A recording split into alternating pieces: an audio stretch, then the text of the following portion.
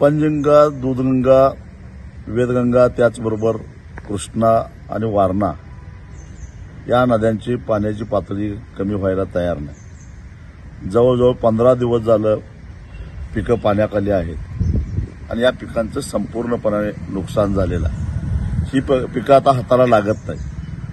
तेव्हा राज्य सरकारनं 2019च्या महापुरामध्ये ज्या पद्धतीनं पीक नुकसान भरपाई दिली होती तेच निकष लावून यावेळी सुद्धा नुकसान भरपाई द्यावी।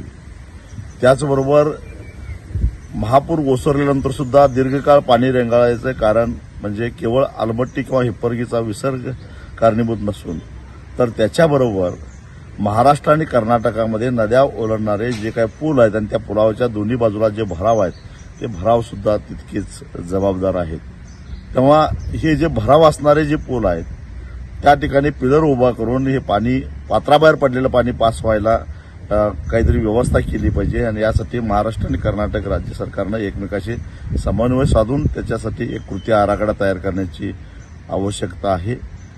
त्याचबरोबर अशा प्रकारचे जर घटना अघटित घडल्या जशा शिरूर तालुक्यातील अकिवाटमध्ये 3 लोक वाहून गेले, याचं कारण शिरोळ असेल, हातकणंगले असेल, करवीर असेल या तालुक्यामध्ये जे गाव पाणी पुरवठ्याच्या योजना आहेत त्या नदीच्या काठाला आहेत आणि त्या जॅकवेलकडे जात असताना होडीनं जावं लागतं आणि मग अशा काही घटना घडल्या तर बचाव कार्यासाठी म्हणून प्रत्येक गावाच्या ग्रामपंचायतीला विशेषतः शिरोळ तालुक्यातील 40, हातकणंगले तालुक्यातील 15 आणि करवीर, कागल या तालुक्यामध्ये सुद्धा प्रत्येक ग्रामपंचायतीच्या नदीकाठाला आहेत आणि पुरानं वेढल्या जातात त्या ग्रामपंचायतीकडे एक यांत्रिक बोट असणं गरजेचं आहे। आपत्ती निवारण च्या लोकांनी प्रत्येक गावामध्ये तरुणांना प्रशिक्षण देऊन तयार ठेवलेलं आहे।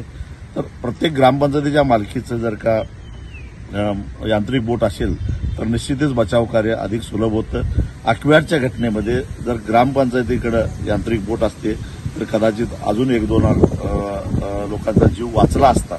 तेव्हा यासाठी भरीव तरतूद एकदा जिल्हा नियोजन मंडळातून करावी किंवा ग्रामपंचायतींना 15व्या वित्त आयोगातून करण्याची परवानगी द्यावी अशी मागणी आज पालकमंत्री नामदार हसन मुश्रीफ यांच्याकडे गेली आणि त्यांनी कॅबिनेटमध्ये हे मुद्दे मांडून राज्य सरकारचं धोरण ठरवावं अशी विनंती केली।